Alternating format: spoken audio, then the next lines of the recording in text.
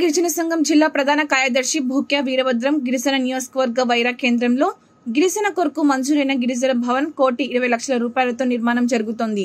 6 సంవత్సరాల నుండి పూర్తిగా కాకుండా అసంపూర్తిగా పనులు జరుగుతున్నాయి. శుక్రవారం తెలంగాణ గిరిజన సంఘం సిపిఎం పార్టీ నాయకులు నిర్మాణ పనులను పరిశీలించారు. నిర్మాణాల ఉపయోగిస్తున్న సిమెంట్ కాలం చెల్లి గడ్డ కట్టిన సిమెంట్ తో పాటు డస్ట్ పౌడర్ వాడటానికి తెలంగాణ గిరిజన సంఘం జిల్లా ప్రధాన కార్యదర్శి భూక్య వీరభద్రం అభ్యంతరం వ్యక్తం చేశారు. ఆయనతో పాటు సిపిఎం వైరా పట్టణ రూరల్ కార్యదర్శులు సుంకర సుధాకర్, తోట నాగేశ్వరరావు, విప్పల మడకం మాజీ సర్పంచ్ పారుపల్లి కృష్ణారావు పనులను పరిశీలించారు. కాంట్రాక్టర్ అందుబాటులో లేక పర్యవేక్షణ గిరిజన శాఖ ఐటీడీఏ అధికారులు ఎవరూ లేరు. నాసిరకం పనులు చేసిన కాంట్రాక్టర్ పై చర్యలు తీసుకోవాలని, బాధ్యత వహించాల్సిన పర్యవేక్షణ అధికారి ఐటీడీఏ గిరిజన ఇంజనీరింగ్ కూడా లేకపోవడంతో కాంట్రాక్టర్ అధికారులు కలిసి నాసిరకంగా పనులు చేయిస్తున్నారని వారు ఆరోపించారు. ఐటీడీఏ ప్రాజెక్టు ఆఫీసర్ పీఓ జిల్లా కలెక్టర్ స్పందించి గిరిజన భావం నిర్మాణంపై సమగ్ర విచారణ చేపట్టిన బాధ్యులపై చర్యలు చేపట్టాలని వారు డిమాండ్ చేశారు.